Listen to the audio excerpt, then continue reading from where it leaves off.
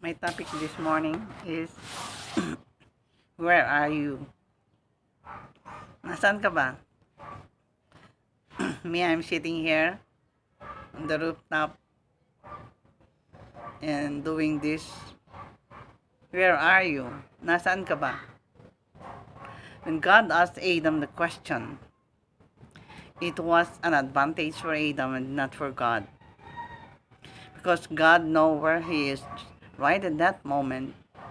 The first man was there in a place where he knew where he is. So where was Adam? He was trying to hide from God because of the sense of guilt.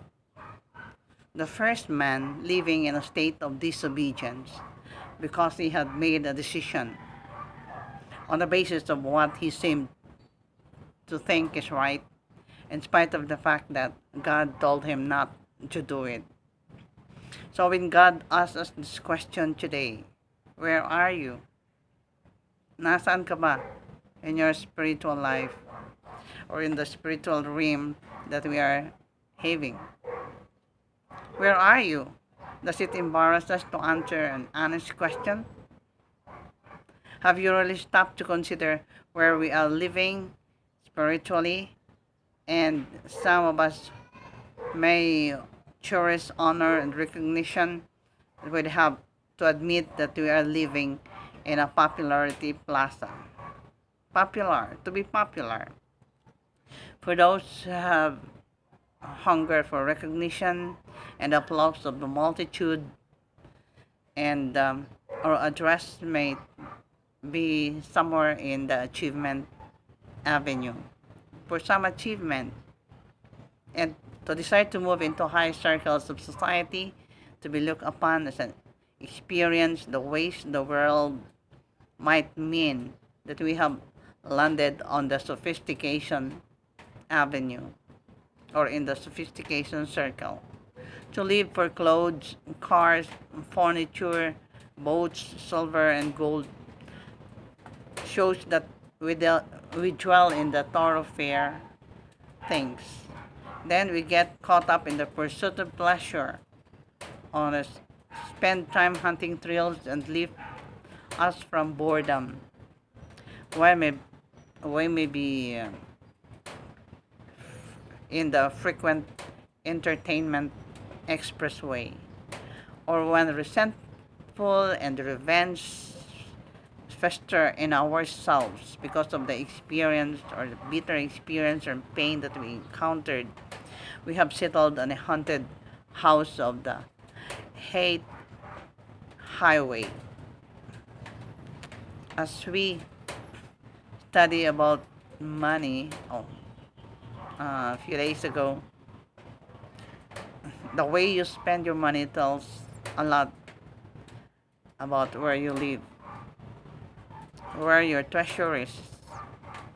For it is stated in Matthew 6:21, where your treasure is, there will be your heart also. Do you recognize any of these streets in what and where we live today? Where do you live? Where am I living in the streets that I have just mentioned? The way we live, we might answer the question of God, where are you? Where are you? Nasaan ka nga ba? Are you to find the street in which imagination drives most frequently? Our spare times, where are we?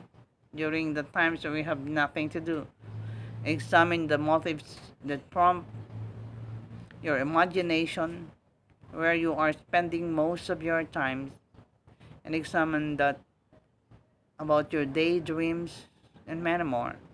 What decides your selections of the reading materials? Ano ba yung mga binabasa natin na mga reading materials? I really am fond of reading, but I choose what I read. Pinipili ko yung mga binabasa ko. Those that are informative, those that can be inspirational, and those that can uplift my spirit. Because, boredom really comes to our lives. But if we read um, worth, worthwhile materials, we are not only entertained, but we are also refreshed, and we are recharged, especially if these materials are spiritual things, spiritual in nature. We are recharged of out of the stress of life that this life is giving us. So, what are the materials that we are reading most of the time? That's why I ask my fellow batchmates to spend time reading, not more of the time on the internet, because reading really will bring you to a lot of places and a lot of experiences, and a lot of more recharging and brainstorming that you can have through reading um, worthwhile books and magazines. So, would you feel comfortable to invite Jesus to move in where you live? So, brothers and sisters, I am asking the watchers of this um, message that I'm giving, um, will you let Jesus move in into your life today, so that all the stress will be taken away from you, and you are going to live in a happier, a healthier, and a more blessed person in the way that you do things. So, I want to read a passage from the Bible before I leave today. Before I leave, um, for in Him we live and move and have our being. Also, some of your own poets have said, for we are all His offspring. Acts chapter 17, verse 24, 28. Thank you for watching, and God bless us.